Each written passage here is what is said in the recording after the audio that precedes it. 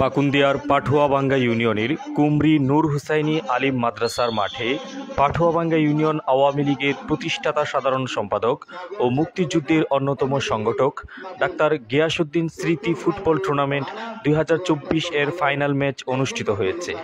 শনিবার 29 জুন বিকেলে এ ফাইনাল ম্যাচে সভাপতিত্ব করেন বীর মুক্তিযোদ্ধা আলহাজ ডাক্তার নুরুল ইসলাম। এতে প্রধান অতিথি হিসাবে উপস্থিত ছিলেন পাকুন্দি উপজেলা ছাত্রলীগের সভাপতি নাজমুল আলম ভূঁইয়া।